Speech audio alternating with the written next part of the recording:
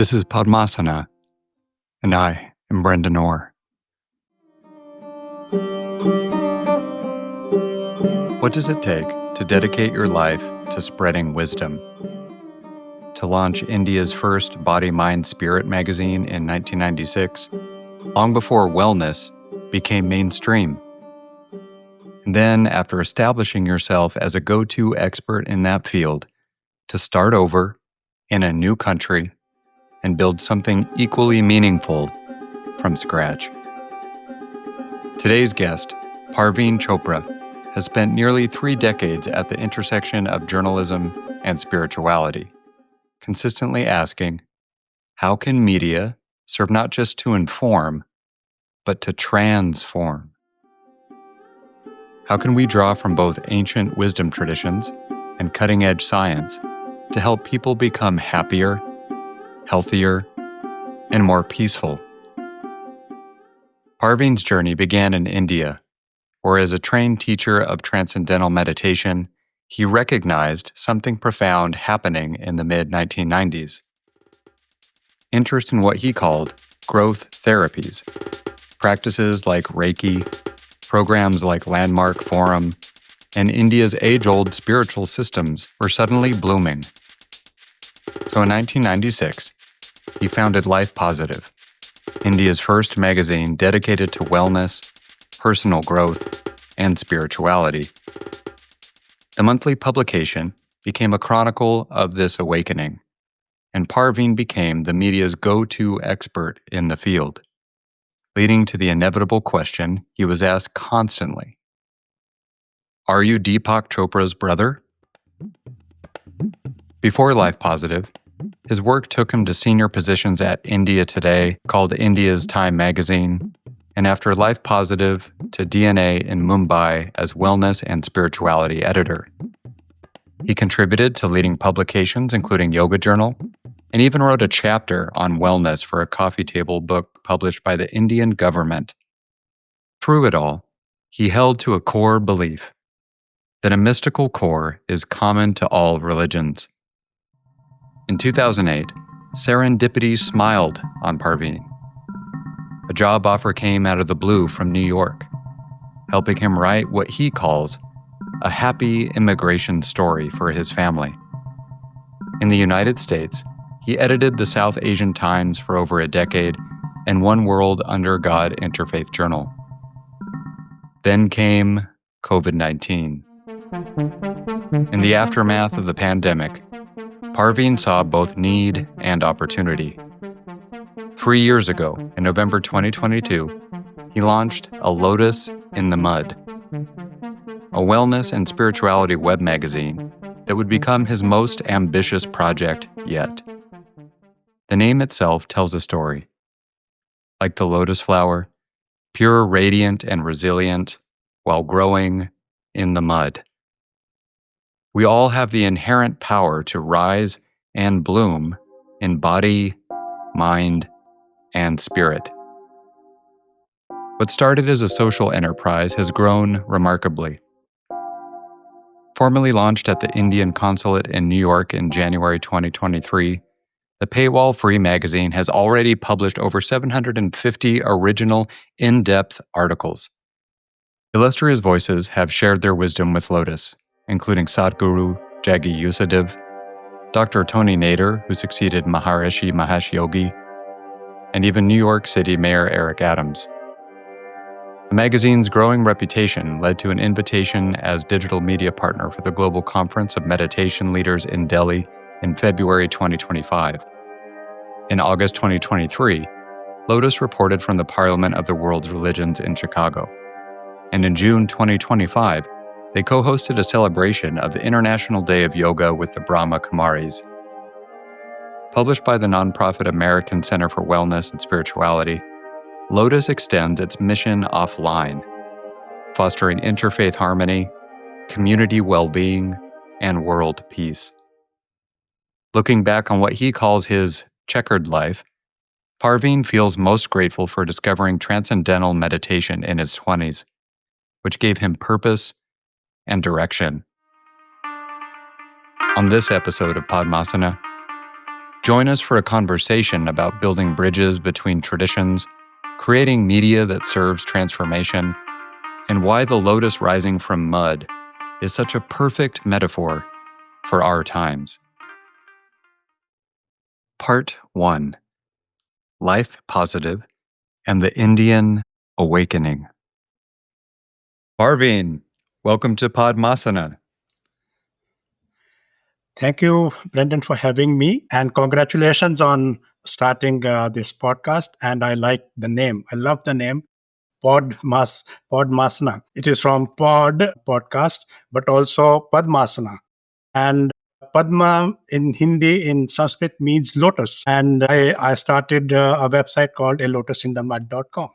So wonderful. Yeah, I'm really looking forward to talking about that and other aspects of your history and professional and personal life. So let's dive right in, Parveen. You founded Life Positive in 1996, which you describe as India's first body, mind, spirit magazine. Take us back to the mid 90s India. What were you seeing that convinced you the time was right for this kind of publication? What was awakening in Indian consciousness? Right. Let me begin by quoting Mark Twain, an American writer, and what he said about India. India is the cradle of human race, birthplace of human speech, mother of history, the grandmother of legend, a great grandmother of tradition. Our most valuable and most instructive materials in the history of man are treasured up in India only. But when India got independence, that was in 1947. This was not in the minds of Indians. India was in a very bad shape. India was partitioned by the British between India and Pakistan. Something came up recently. The British, then India was there was poverty and so on. And something came up recently. Somebody calculated that the British looted India of $45 trillion worth in today's currency value. So India had to find its feet. The initial years, they were great scarcity of goods and of everything. I was born in 1953, and I was born in that kind of scarcity. And I had a troubled youth. I went astray. I botched my college and ended up working in a hotel as a waiter in New Delhi. And so India was finding its feet, and I was also trying to find my feet, and that came out of the blue in the form of meditation. I was not a religious person. It came as a outlet kind of. I wanted to quit my hotel job, and there was an ad saying that you can do a teacher training course in transcendental meditation and become a full-time teacher. I said, fantastic. So I did that. But when I meditated, I said, oh my God, there is something to it. There is something to religion, and I was negating religion all along. And so I quit. I quit my job and worked as a meditation teacher. But yes, it took a long time for India and Indians to find our self-worth, to find self-pride, and to find value in our traditions, in our heritage, and so on. It was forgotten. And so when in 1990s, when I started Life Positive, yes, we had recovered our self-pride, our self-worth, and also actually what led me to start this magazine, and it was India's first body mind spirit magazine. uh, After I started working in journalism, I continued. My interest was kindled by meditation into spirituality. So I was a voracious reader, mostly the books from Western self development, motivational authors, spiritual authors. I was reading. So I progressed in my profession as a journalist. Was working for India Today, called the Time Magazine of India. And what actually triggered, what made me convinced that such a magazine, a spiritual magazine, is possible. I did two cover stories for the magazine, India Today magazine. I was a rewrite person. I was not supposed to write articles or report, but because of my interest, I did one on the new crop of spiritual gurus. At that point of time, Amma, the hugging guru, Amma Amritanandamai, and she was there. And then Chidmalai, Guru Mai Chidvilasananda was popular. She disappeared somewhere in upstate New York. And then, more than that, the other story that got so much response was what I called growth therapist. Things like silver mind control, landmark, forum, and so on. Not so much to resolve a problem, but to develop more for personal growth and so on. So I had done many of these courses, and I wrote about that. So after these two cover stories, I got received so many phone calls and so many letters to the editor. That was the time when there was no email, so people actually used to write, and about 500 letters to the editor each time. And so that there is something in happening in society. There is something. There is a need for such a magazine. That is how and then somebody came along to finance the magazine, and then I got a team, and it worked out fine. So this is the atmosphere in India, the ground that prompted me, inspired me to start Life Positive magazine in 1996. It was. Interesting. Interesting.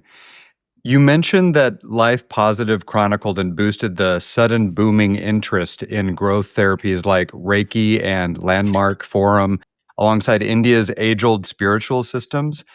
How did you navigate presenting both imported Western practices and traditional Indian wisdom?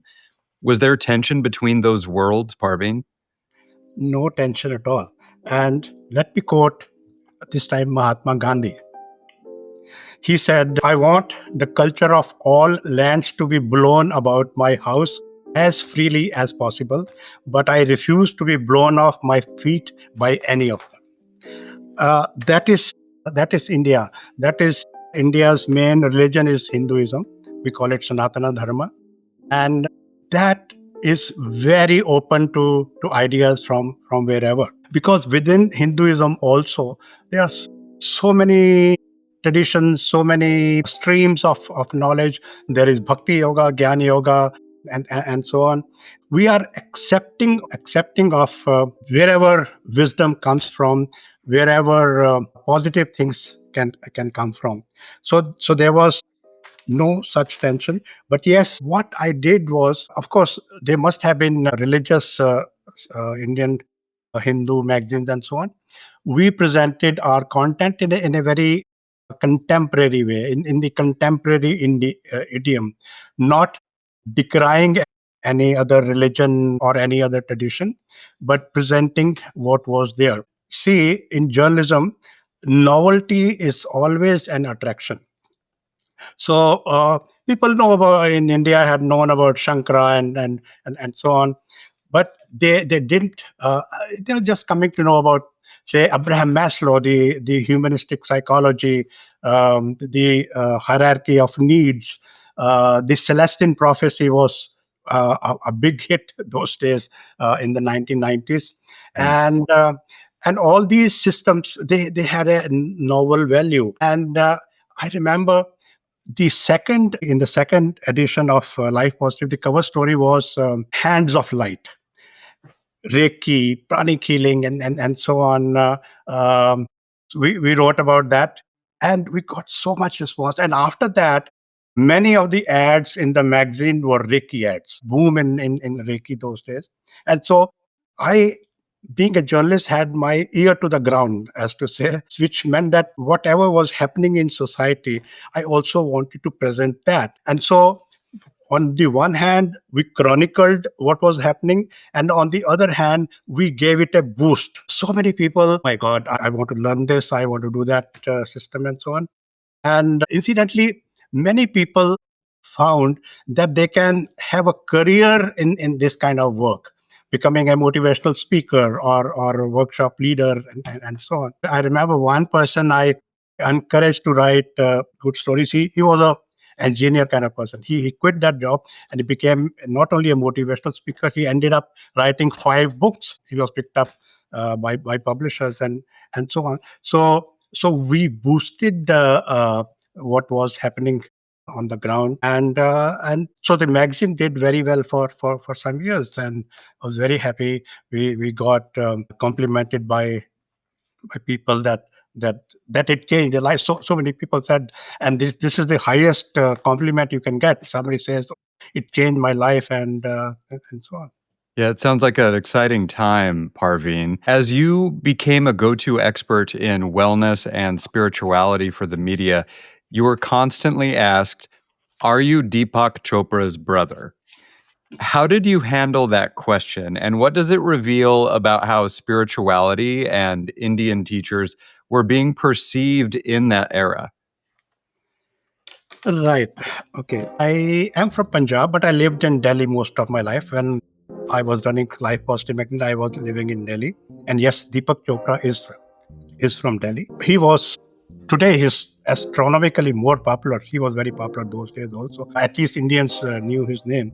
So they thought, brother, somebody. But we in the magazine we had a humor column. So I treated this question in that humor column very humorously. No, I'm not Deepak Chopra's brother or his uncle or his nephew.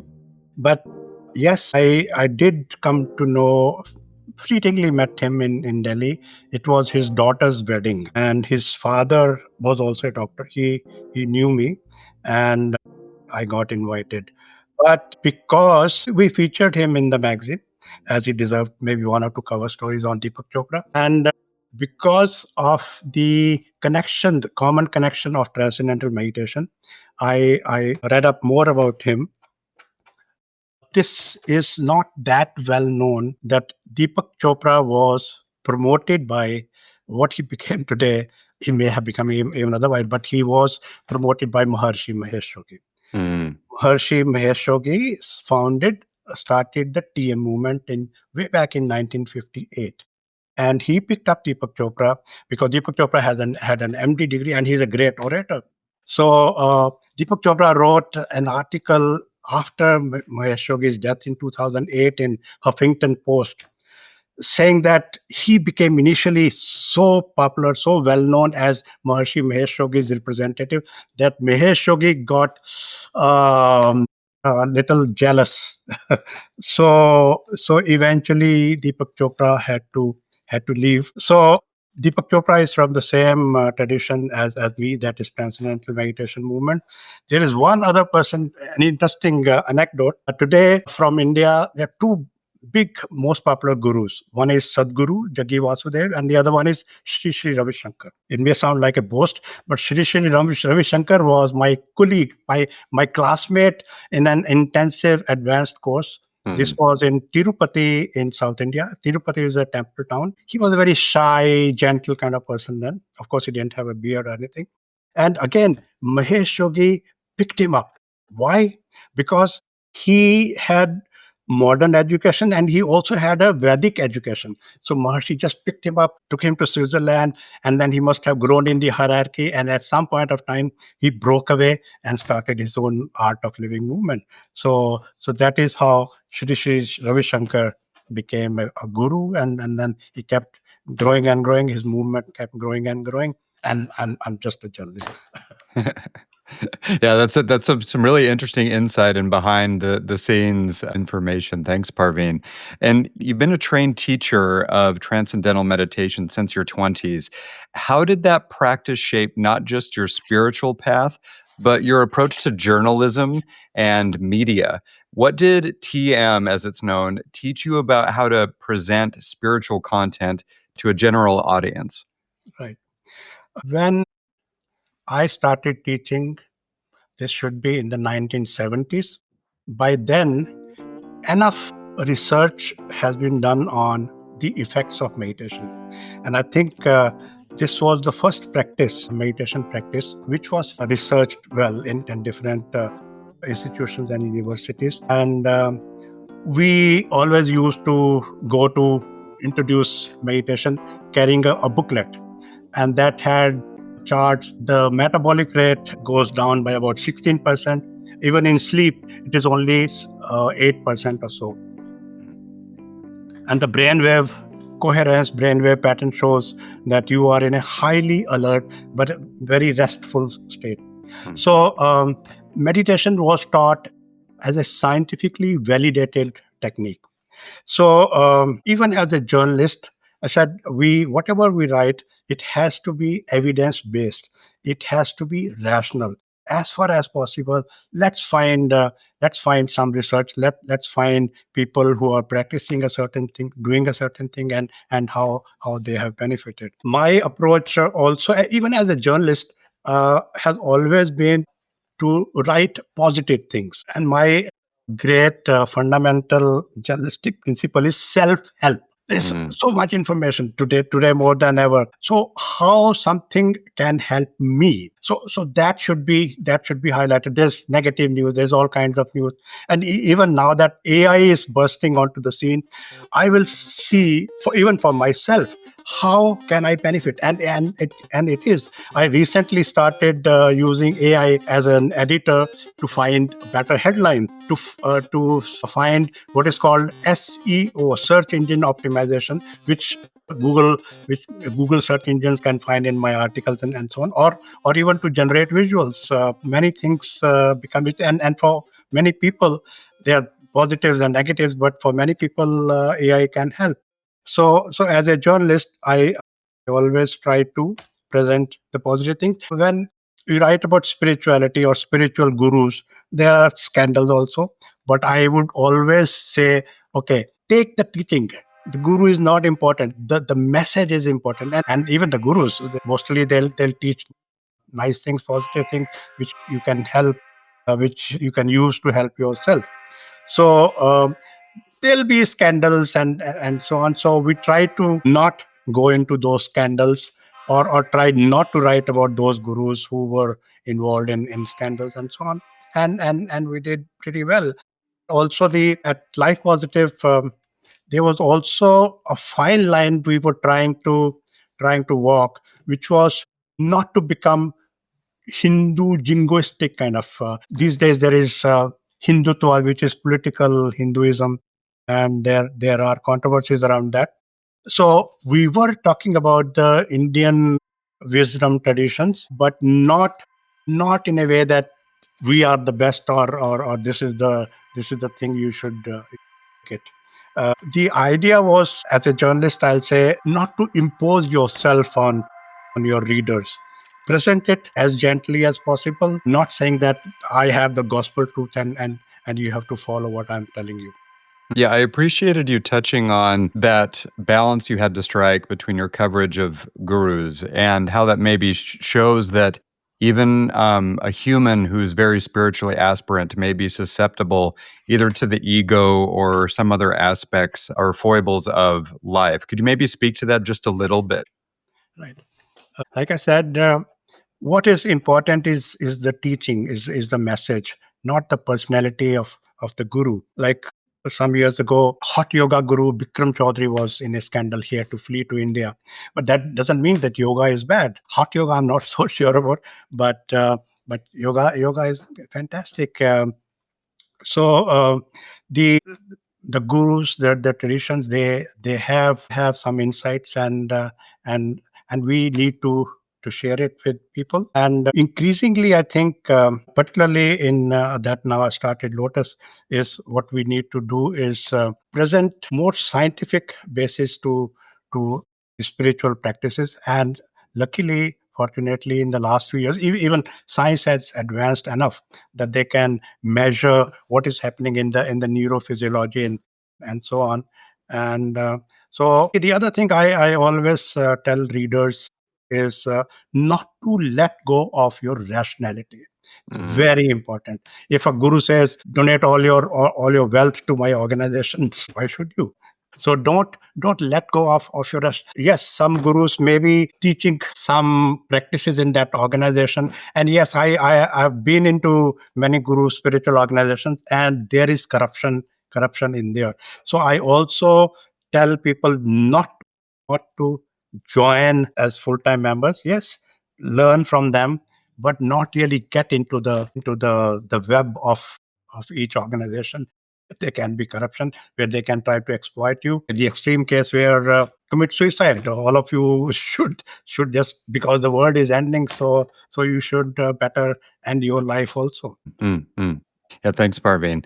So, working at senior positions at India Today and DNA as wellness and spirituality editor, how did you maintain credibility in mainstream journalism while covering topics that many might have dismissed as woo woo or unserious? What was the litmus test for what you'd publish? Yeah. At India Today, as I said, I was a rewrite person, only in the editorial side, but I did a couple of stories. And at DNA, full name is Daily News and Analysis. It started from Bombay. It was a major launch, a mainstream daily paper. And I was appointed as the spirituality and wellness editor. Maybe the first time in an Indian publication, I don't know, maybe internationally, a mainstream paper had a wellness and spirituality editor. But I because I had worked as editor of Life Positive, I got that title. So yes, of course, I had senior editors at both places, at India Today and DNA. So they were hard-nosed journalists. I had also worked in mainstream newspapers, so I knew the drill. I didn't do too badly, but still they wanted me to support what I'm trying to say, support with research, support with an authority talking about that, or book of an authority on a certain subject, or still better, to find people who are practicing that, who are practitioners of a certain thing, or who have learned or practiced a certain system and benefited from it. So, for example, past life therapy, past life regression therapy, I wrote a piece on that. Of course, one can quote Brian Weiss, Many Lives, Many Masters, and so on, or there's so many other books. But I had to find practitioners in conducting that therapy in India, and I had to find people who had gone through that and benefited that. By the way, I did it, though I never quite believed that I was looking at my past lives, but something was happening, and as a therapy, it worked. Um, so the other thing editors also drilled into me is be concise, be focused, no frills. And in a publication, in a print publication particularly, space is limited. So you have to say your thing in 600 words or 800 words, and so on. So brevity, how to write more focused, and more clear. That is what I tried, and it worked out fine. Hello, listener. Brendan here. If you're enjoying the show and would like to support it, visit podmasana.com/support to learn about all the great ways that you can contribute. You can become a Podmasana Plus member at 3 different tiers with a variety of perks, and also make monthly and one-time donations to help support the show. Any support is greatly appreciated. Again, that page is podmasana.com/support. Thank you for listening, and thank you for your support. Part 2: Immigration, Interfaith Work, and Starting. Parveen, in 2008, you received a job offer out of the blue from New York that helped you write what you call a happy immigration story for your family. What was it like to leave India after building such a prominent career in wellness media and essentially start all over in America? It is the strange are the ways of karma, destiny. I started Life Positive magazine, ran it for 8 years. My tears and sweat and blood went into it. Of course, somebody financed it. It was editorially a great success, but financially, business wise, not so much. So at some point, there was some trouble. Some people, my staffers, quit and started a rival magazine, and I couldn't make the magazine self-sustaining. So I said, I leave. My deputy editor took over as editor.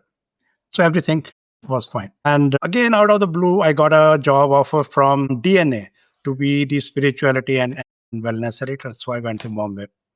And then after a few months, they sent me to a sister publication to start a lifestyle spirituality kind of magazine.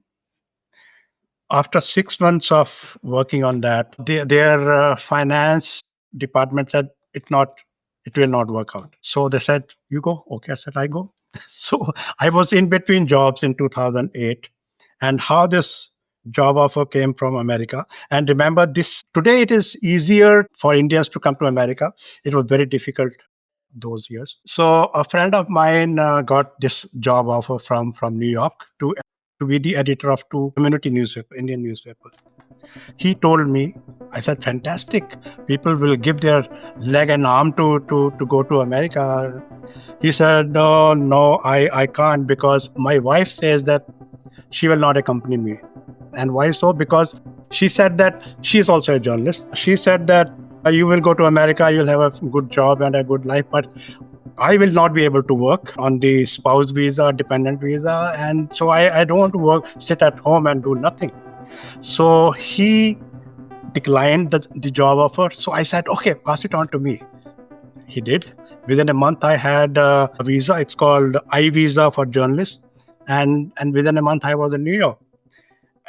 But within 6 months, I was asked to leave because the editor who wanted to retire, she didn't like me, and so many things happened. So, but then I got some other job and some other work, and then the other turning point came when I was in America. I talked to people and I understood that if you have to, and we had come to settle in America, not for 5 years on journalist visa.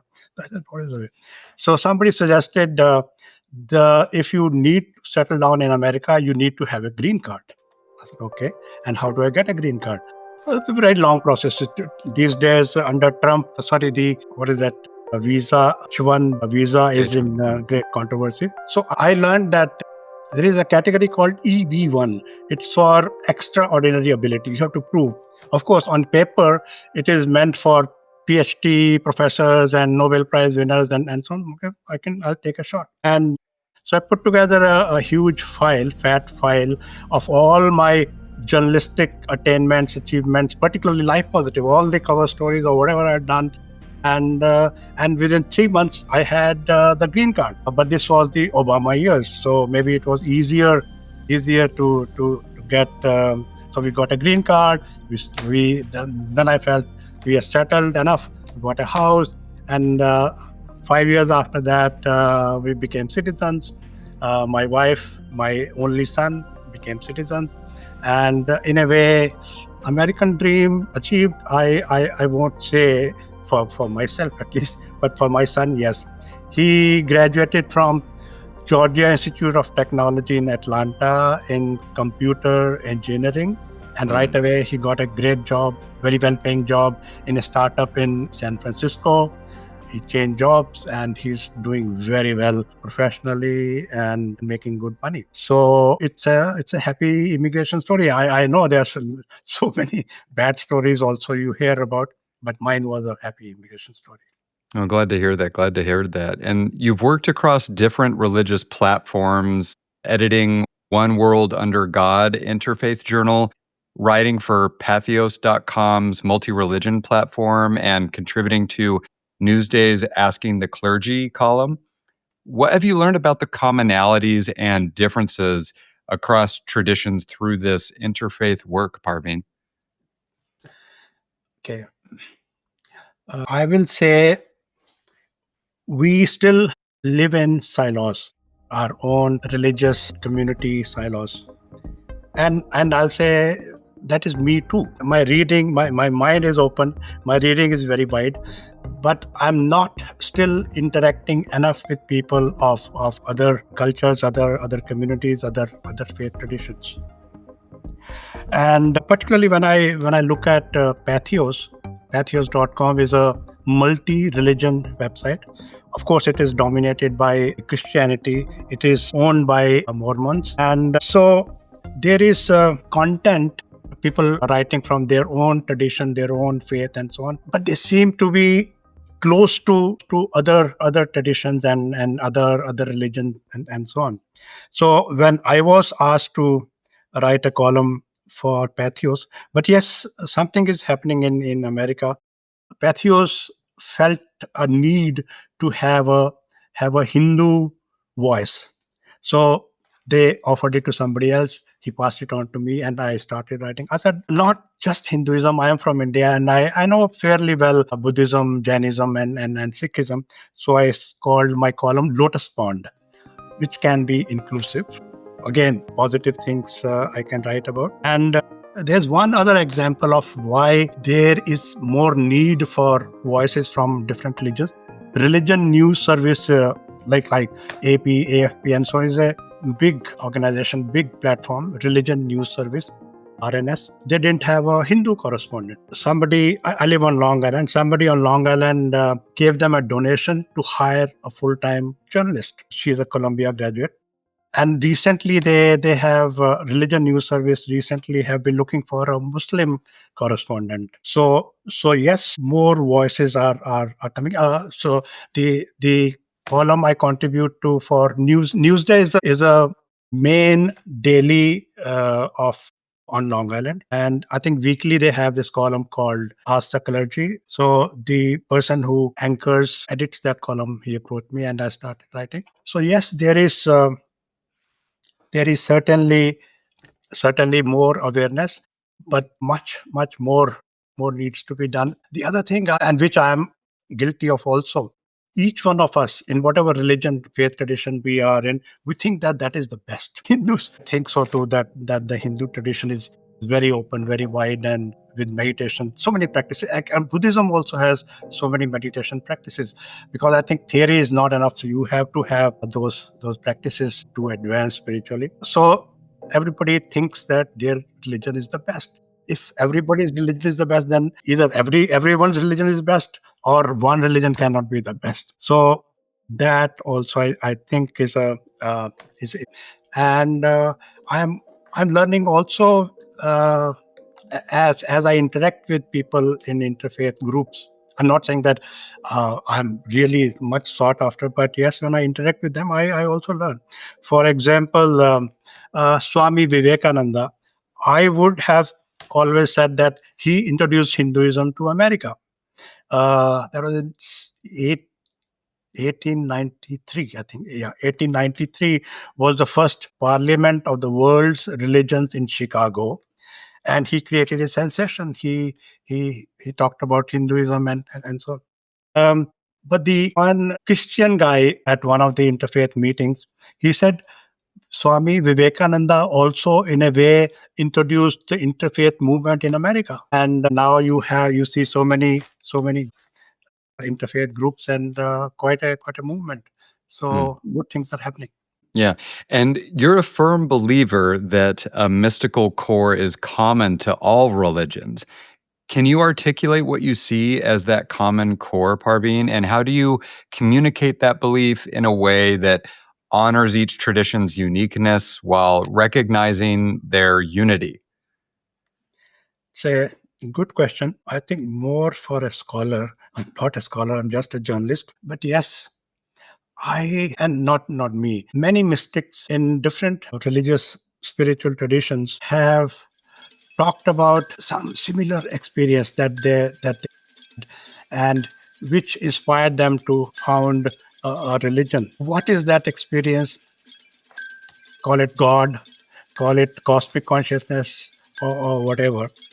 Um, I, from my experience, I didn't have any great mystical experiences, but from my meditation experience, I can say when I meditate for some time, I just disappear. No body consciousness, no nothing. Call it that I enter pure consciousness or whatever. So, and in that consciousness, I'm neither a man nor a woman, not child, not human, not bird. I don't know what I am. So there is a level, there is a stage which is where everything is the same. In India, we call it Brahman, which is different from the word God. That Brahman permeates everything. So that's another difference between Indian tradition and others. We believe that whatever that truth is, that both transcends and also permeates all that is there out there. We have the great Vedic Mahavakyas. The first one is Aham Brahmasmi, that I am that Brahman, that cosmic consciousness. The second one is Thou art that, Tattvamasi, you are also that. So you, no matter what religion you are from, what gender or whatever, you are that. And the third one is still more interesting, that says Sarvam Khalvidam Brahma. All that is there, the entire cosmos, what all that is there is also that. That's the unity. The mystics, the founders of various religions, had seen that light, had seen that, had personally experienced that. So that, I think, is the core of every religion. Over decades and millennia, the founders also set up code of conduct and moral code. Moral codes are good in every religion. So that's fine. But also some rites and rituals which may be particular to that region or that age or that era. But then over the years, the rites and rituals are retained. I give the example of a coconut. The coconut shell is there to save what is inside, to safeguard. So the rites and rituals are created to safeguard that core, that mystical core. But that mystical goes away and only the shell remains. We hold on to tightly to that shell, and this is what the truth is. It's not. Hmm.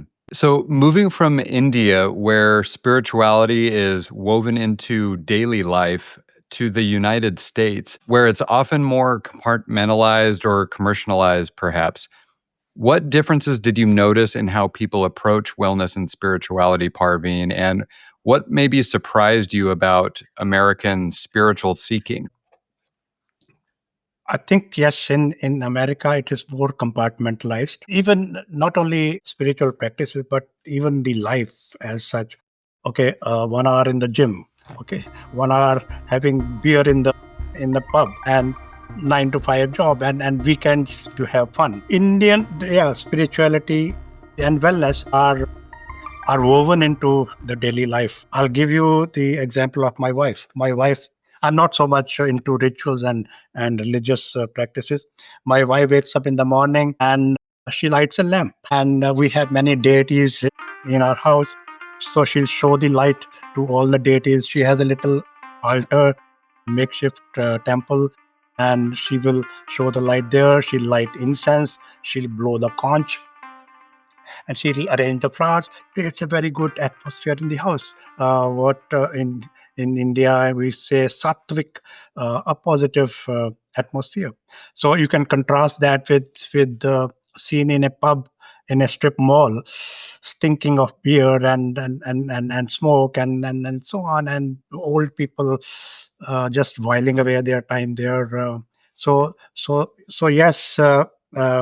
And more than spirituality, I think wellness is more so woven into the Indian life. Turmeric, take simple thing like turmeric. It is a basic ingredient of Indian cooking, Indian curry. But here in America, you'll find turmeric in CVS stores and Walgreens as a capsule, as a supplement. It should be in your food. So yes, wellness people. So the kitchen is or should be our lab, our where we can find food as medicine, for example.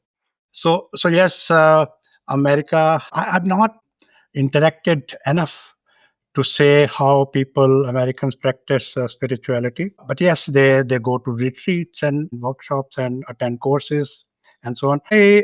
I'm afraid that it's very difficult to sustain that. Having been a teacher of meditation, and one reason why I quit as a full time teacher is that the dropout rate is very high.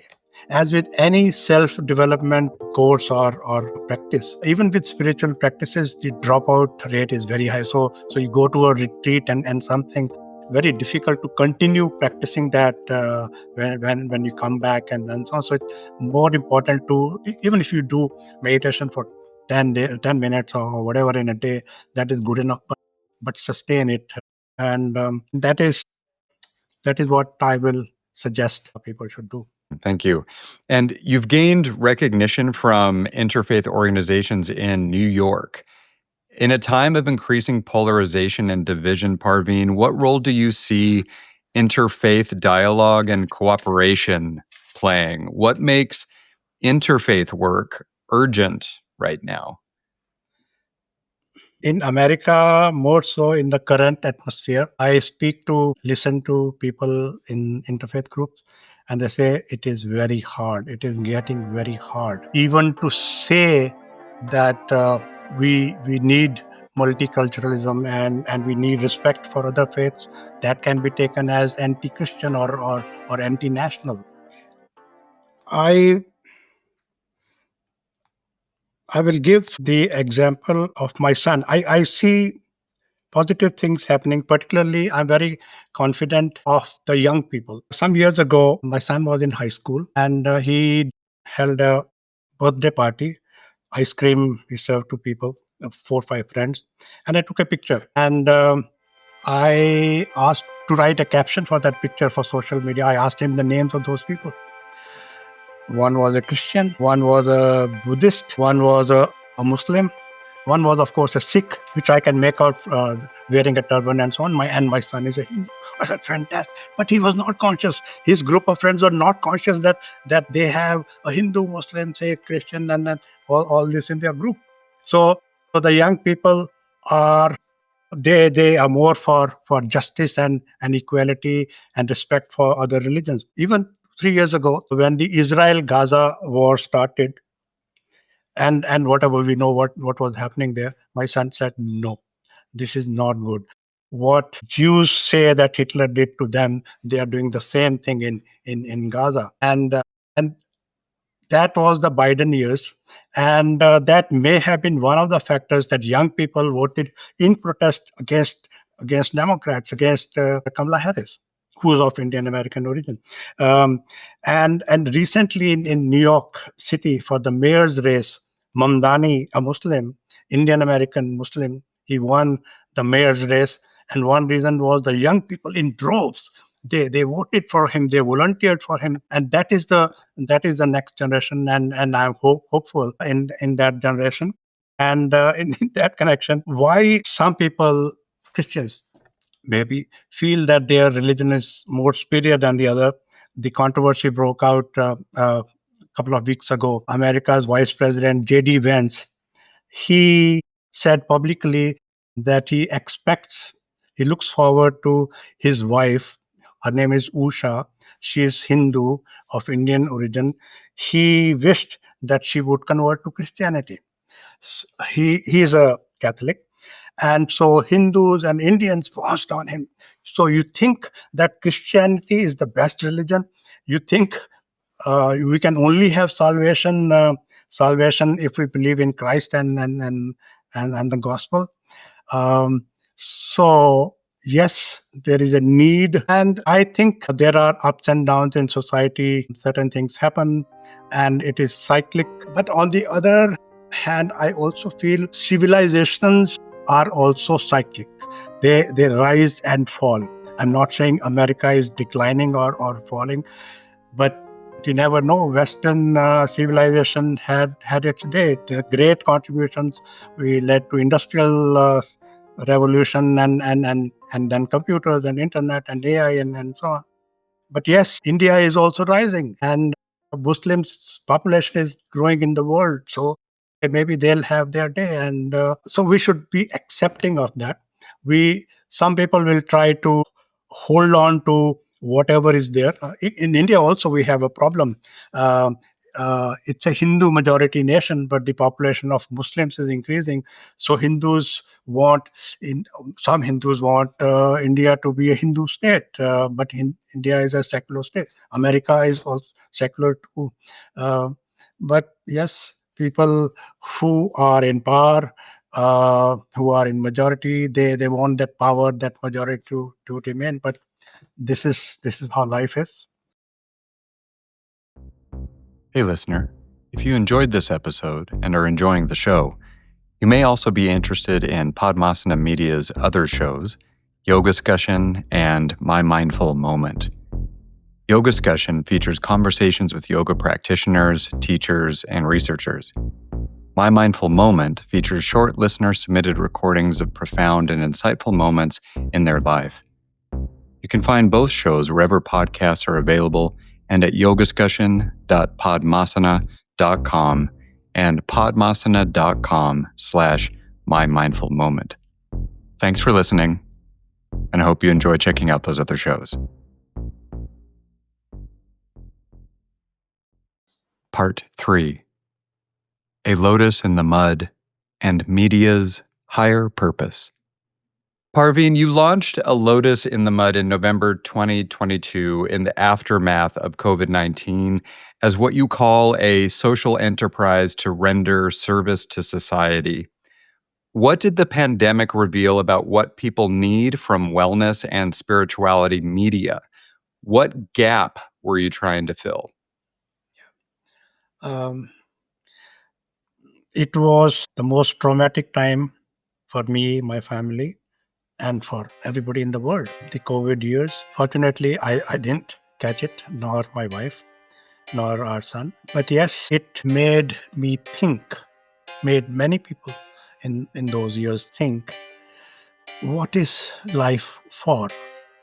What are we here in the world for? For me, particularly, I started thinking what I should be doing with the rest of my life, with the years left. I was working in an Indian community paper. Okay, it has its role, but it was not challenging for me. It was not fulfilling for me.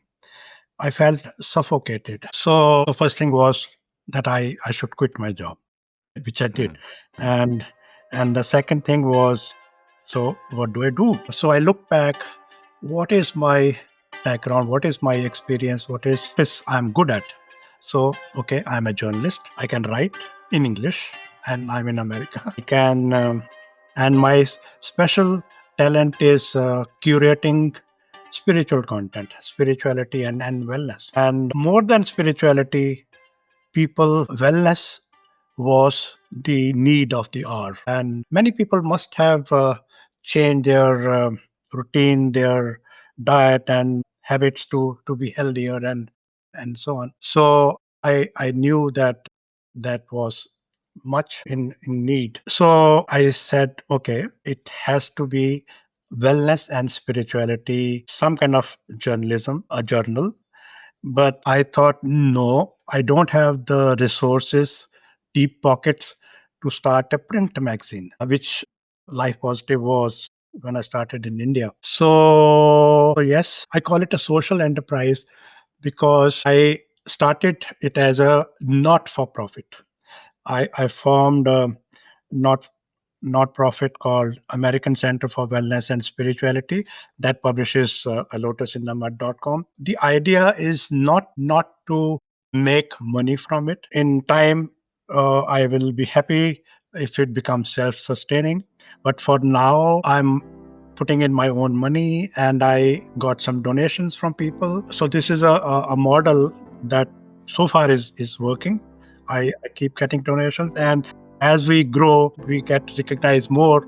I will apply for grants and from foundations and even from the government institution and so on. And the how I could manage to work pro bono, I'm not taking any salary, is because of my son getting a well-paying job. So he is on his own. House is paid off. My wife is still working. She works for a cable company, and so bread and butter putting food on the table is not an issue. So I said I can take this chance and start something that I really like doing, and something that people can benefit from. So yes, a litmus test I have for any story on Lotus, we don't manage it every time, is that it should be of some use to people, health wise, emotionally, spiritually, in whichever ways. Otherwise, what is the point? It's not there are enough books, enough literature, enough scriptures in the world. You can spend lifetime, but how? So we try to curate content from there, something, some practice, some tips that people can use in their lives, practical lives, to get benefit. The name A Lotus in the Mud is such a powerful metaphor, Parveen. Beauty and purity emerging from difficult conditions.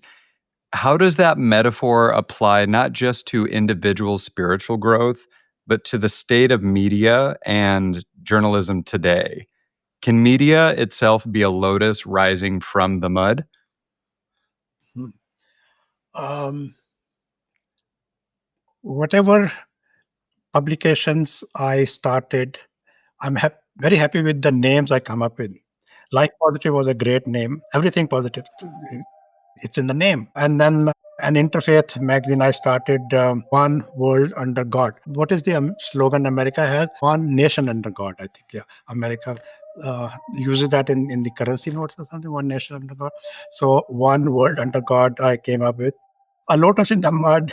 Yes. Oh, okay. So COVID has something to do with it. People were more in the mud during the COVID years, worried about this and that, and health problems, and many continue to have health problems after COVID, what's called long COVID. So in Hinduism, and more than Hinduism, the religion I come from, in Buddhism, it's a great concept, a lotus in the mud. Lotus grows from the mud, and it is unperturbed by the mud. It grows out beautiful and resilient and so on. But it grows from the mud. That's an interesting thing. It will not grow in a swimming pool in clean, clear water. It needs that mud, and the mud is this world. The worldly things are the mud, and we get entangled, and but the potential is there. Like every religion says, we are created in the image of God. We can, Hinduism says, Eastern tradition says, you can become God. It may be not accepted in other religions that you are God or you can become God, but yes, you are, and you can. So you can rise, but you need effort. Whether media can come out of it, I don't know. I'm not an authority on where the media is going, but in my life, in my work, I can do what I can in my own small way. I try to grow what I'm doing, my work, expand it. Right now, actually, we are in the process of redesigning a lotusinthemud.com, redesigning, restructuring to have more impact, to have more readers, and then also I'm on the verge of putting in more of my money to grow it, to take it to other countries. Incidentally, I started in America from New York. I didn't know where my readers will be, but somehow 60% of my readers are in India. Maybe because I'm Indian, and we write more about Indian wisdom traditions and Indian systems of health and wellness. So yes, but in America also I have a growing readership, and as I interact more with people from other communities, other faiths, it is growing, and then we'll take it to others, to start with other English speaking countries, Canada and Australia and England and so on. Yeah, love that answer, Parveen. You've published over 750 original in depth articles in just over 2 years, featuring voices like Sadhguru, Dr. Tony Nader, and interestingly, New York Mayor Eric Adams. What's your editorial philosophy? How do you decide what serves your mission of helping people become happier, healthier, and more peaceful? Yeah. Um, Everything that we write, we publish, has to be of some help, some benefit to readers. But yes, I understand the celebrities, the leaders in spirituality and so on. there is name value. Their names will be more searched. So we interview them and we try to get their take on a certain subject and so on. Interestingly, the New York City mayor, who will be ex-mayor in 2 months, his name is Eric Adams. He's African American, and I read somewhere that he cured his diabetes by turning vegan. Mm. I said, fantastic. Uh, so leaving aside his politics or his party or whatever, I interviewed him on this aspect, why he turned vegan. And so when having a discussion on any such subject, you learn more. For example, he told me, oh, I'm not vegan. I said, okay, so what are you? Plant-based plant-based diet and lifestyle. Vegan, he says, many things can be vegan, not from animal sources, but they are not necessarily healthy. So plant-based lifestyle and diet is, he said, what he follows. During this discussion, I like to add that India is very welcoming of different health systems, also wellness systems. The traditional Indian system is called Ayurveda, but we also had seen Unani medicine. That Unani itself means Greek or Greece. So the Muslims brought that in. And then homeopathy was originated in Germany.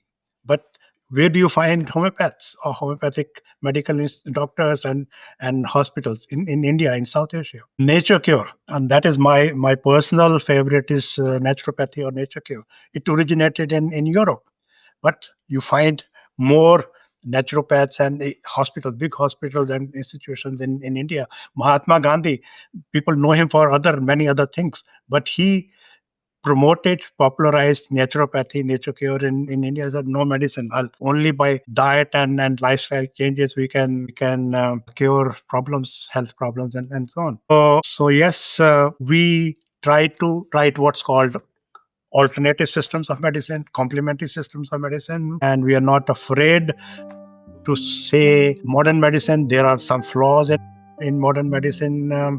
I go to a doctor for whatever problem. I ask them, doctor, do you suggest any particular foods I should or should not? No, eat whatever. Or they'll say, okay, go to a nutritionist, because doctors, maybe I don't know, in medical school they are not taught about nutrition, but they should be. Ideally, they should be, because if diet is producing a certain problem and you're not eliminating that food from your diet, then you're not going to get cured from whatever that problem is. The modern medicine just suppresses the system, doesn't really go to the root of the problem or cure that problem. So yes, not afraid of writing about other systems which are probably not even acknowledged in America or recognized in America. Maybe you can't practice them, but yes, there should be awareness. Some things people can do on their own. Many things in naturopathy, nature cure, for example, you can do at home. And I go to India every year and I do a detox with nature cure, but I can't live in India, so I have to come back. But some of those things I learn and do myself here at home. Interesting. So, your son and other young people tell you they can only consume Lotus content if it's in TikTok format because of failing or falling attention spans. As someone creating in depth, authoritative content, how do you wrestle with that tension, Parveen? Should wisdom adapt to shorter formats, or does depth require patience? Difficult question to answer. Um, because I come from print journalism, I come from traditional journalism.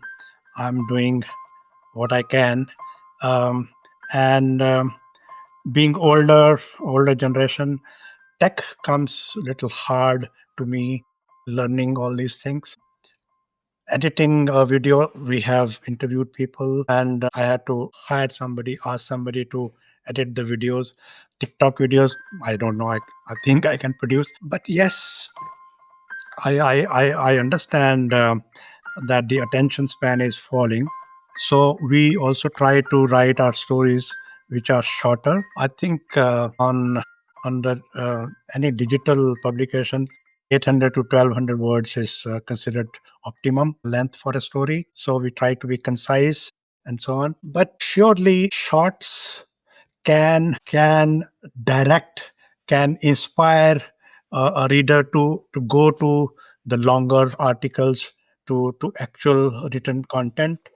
And I don't think that kind of content is going to die. People say people don't read books, but books are still sold. So if you need to go into depth, certainly you need this kind of content. But other mediums, you started a podcast, Podmasana, so that's a new format. But you also trying to present content which is something similar to Lotus, I'll say. You also trying to curate content from the wisdom traditions and in the modern context, and that is what Lotus. So the presentation can change, but the content intent remains the same. Yeah, thank you for that answer. So, Parveen, looking back on nearly 3 decades in wellness and spirituality media, from Life Positive in 1996 to A Lotus in the Mud today, how has the conversation around spirituality and wellness changed? Where do you see it going? And what gives you hope about humanity's spiritual evolution? Life Positive was one sign for me that things have changed, that people are moving, not moving away from religion, but people are looking for spiritual content. And it's not me saying it, but mainstream media in America has said that. I think Newsweek did a cover story on, no, Time magazine, meditation going mainstream. So many articles you must have come across in America and in Western countries. Yes, people are becoming aware. COVID made people more aware of not only wellness, physical wellness, but also emotional wellness. And so they are looking for something which is not in their routine life, or something not given to them by their faith tradition as it is practiced. So they're looking for something, because more than money or more than health, people want to be happy. So everybody wants to be happy. So how do I balance my work and my life, my family life? How do I balance need for money against greed for money, so I can be more at peace? Everybody wants that. Not every, many people are looking for that. Of course, some years have passed after COVID, so people are back into their routine lives and self. But yes, there is hope. And also I see the world is becoming more multicultural, whether it is America or Europe or India. International travel, internet, so many things are making us more connected with each other, making us exposed to other traditions, other faiths, other ways of life, other cultures. And and in that sense, yes, I see hope. But I'm always hesitant to say some golden age is coming, because many gurus in the past have said, oh, new era, or whatever. They start their organization saying a new world. In India, we call it Satyug. A new yuga is coming. I don't know. So many great human beings, great gurus, founders, religious founders, mystics have come and gone. And the world has remained more or less as it is, some good, some bad. But yes, I do look forward to good things. And we are trying to do our best to have add something positive to this world. Yeah, that's great, Parveen. I just want to say thank you for your life's work, your work with A Lotus in the Mud, and thank you very much for being on Podmasana. Thank you, Brandon. And it was a pleasure. And it was my first to be interviewed. I'm a journalist, editor. I interview people. So it's a different experience to be interviewed, and that too on a podcast. So congratulations on your podcast. Wish you well. If you enjoyed this episode, please share it with people you think would also enjoy it. You can also leave a review or rating on your preferred podcast listening platform, and be sure to follow the show to subscribe to future episodes. You can also email us at feedback@podmasana.com or reach out to us on the socials. We're on Blue Sky, Mastodon, Instagram, and YouTube. Catch you next time on Podmasana.